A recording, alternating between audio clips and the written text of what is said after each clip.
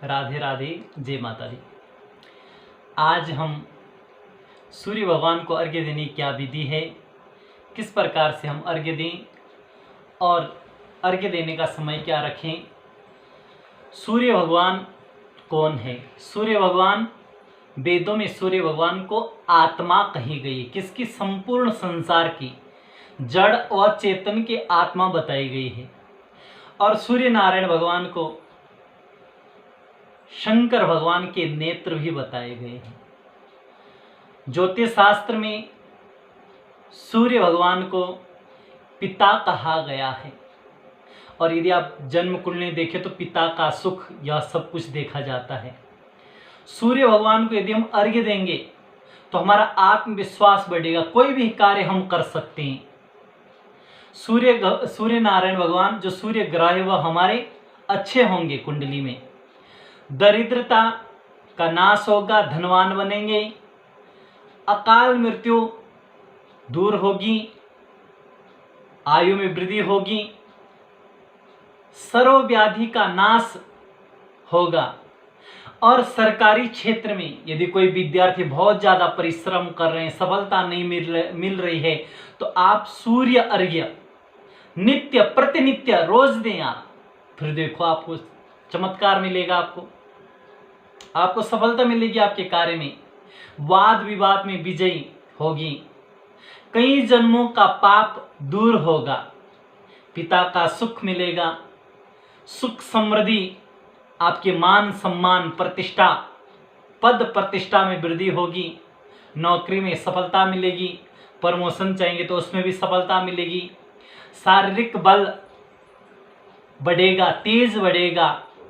यदि किसी के सिर दर्द रहता है, मानसिक रोग से परेशान है, तो यह रोग दूर होगा, राज्य पद मिलेगा, नेत्र विकार भी दूर होगा, यश और राज्य पद और उच्च पद की प्राप्ति होगी। जब हम सूर्य अर्घ्य दें तो आप इस मंत्र को बोल सकते हैं, ओम एहि सूर्य संस्त्राशो तेजो राशि जगतपते अनुकंपयमाभत्या घृणा अर्घ्य दिवाकर।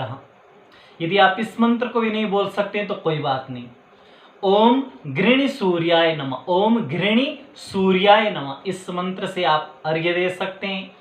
और इसको भी नहीं बोल सकते ओम सूर्य नारायणाय नमः या ओम सूर्याय नमः, ओम सूर्याय नमः, इस मंत्र को आप बोल सकते हैं।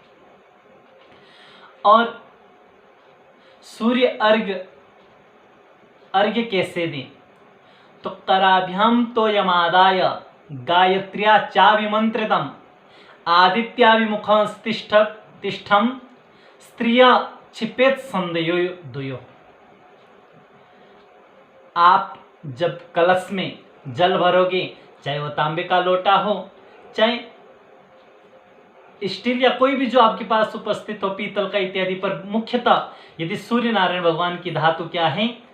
तांबा है, तो हो सके तांबे का एक कलश ले, उससे आप अर्घ्य दें और उस जल को गायत्री मंत्र से अभिमंत्रित करके पूरब की ओर मुँह करें, फिर भगवान को अर्घ्य दें। अर्घ्य देने की विधि क्या है? मुक्त हस्तेन दातव्य मुद्राम तत्र न कारयेत तर्जन्यंगुष्ठ योगेन राक्षसी मुद्रिका स्मृता। हम यदि इन दोनों का योग हो जाए तो क्या वह राक्षसी मुद्रिका बनती है, तो उससे हम क्या इन दोनों को न मिलाएं आपस में। तो आप इस प्रकार से करें, हाथ यूं और लोटे को पकड़े और इनको अलग रखें, इनका स्पर्श न होने दें, और इस प्रकार अर्घ्य दे सकते हैं, थोड़ा झुककर अर्घ्य दे सकते हैं। और उसमें क्या क्या डालें? तो सूर्याभिमुखम तिष्ठत, सूर्याभिमुखम तिष्ठम गंधाक्षत पुष्प युक्तानि त्रीणि अर्घ्यानि दद्यात।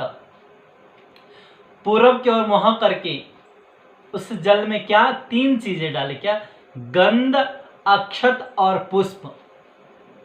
गंध मानी रक्त चंदन डालें आप, या सिंदूर डाल सकते हैं, और पुष्प डालें और अक्षत डालें।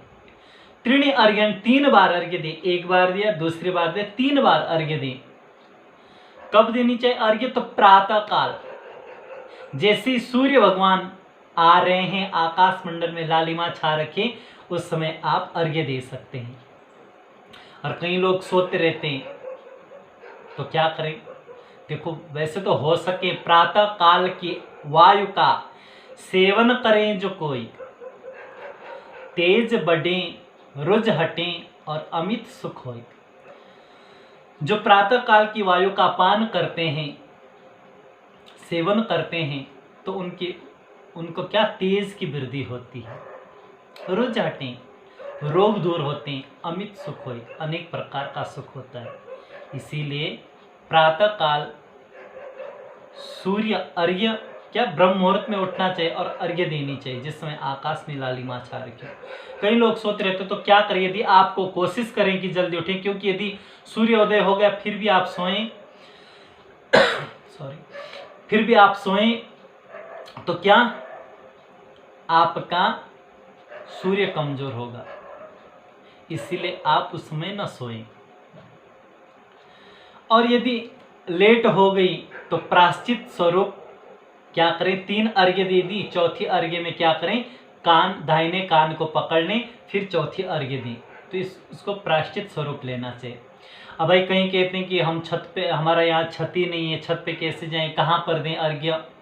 आप कहीं पर भी रहें, चाहे छत से दें, चाहे छत पे जाएं या बालकनी में जाएं, कहीं पर भी आप क्या करें? एक पात्र रखें और पात्र पर आप ऊपर से जब डालोगे तो पात्र में गिरे जल, क्योंकि वह जल पांव के नीचे नहीं आना चाहिए, वह भगवान का निर्माल्य हो जाते। तो उसके लिए क्या करें? जैसे आप पात्र में डालें तो अब गिराएं कहाँ? जगह नहीं है, या फिर कहीं साफ जगह जाना पड़ेगा, कहीं किसी पेड़ के नीचे डालना पड़ेगा, और यदि पेड़ भी नहीं तो क्या करें? तो उस जल को लें और थोड़ा ऐसे सूंघे उसको, और फिर उसको क्या उस जल में गिरा दें, फिर उस पात्र को आप कहीं पर भी डालें, आपका अपना निर्माल्य हो जाएगा, फिर वह दोष नहीं लगेगा। तो इस प्रकार आप सूर्य अर्घ्य दे सकते हैं। और यदि आपका सूर्य जन्म कुंडली में योगकारी हो, तो सूर्य भगवान यदि अच्छे हो आपके जन्म कुंडली में, तो क्या आप स्वर्ण का व्यापार कर सकते हैं, सफलता मिलेगी। औषधि बिक्री, ऊन का व्यापार, लकड़ी या फर्नीचर का व्यापार कर सकते हैं, या बिजली का जो सामान होते हैं उसको बेचने का व्यापार कर सकते हैं आप। यदि राजयोगकारी है सूर्य, तो क्या आप सचिव, उच्च अधिकारी, मजिस्ट्रेट, साथ ही प्रबल राजयोग होने पर राष्ट्रपति, प्रधानमंत्री, राज्य मंत्री, संसद सदस्य, इंजीनियर, न्याय संबंधित कार्य और व्यवस्थापक आदि के कार्य, सरकारी नौकरी के क्षेत्र में आने वाले कार्य, यह सब इसमें क्या मिलेगी? आपको सफलता मिलेगी। और यदि सूर्य आपका कमजोर हो तो उसको अच्छा बनाने के लिए नित्य अर्घ्य दें और सूर्य भगवान के सामने खड़े रहें प्रातःकाल, और सूर्य भगवान के स्तोत्रों का पाठ करें, सूर्य गायत्री का पाठ करें, आदित्य हृदय स्तोत्र का पाठ करें, सूर्य भगवान संबंधित आप दान भी कर सकते हैं। तो इस प्रकार आप सूर्य ग्रह को अच्छा बना सकते हैं। राधे राधे, जय माता दी।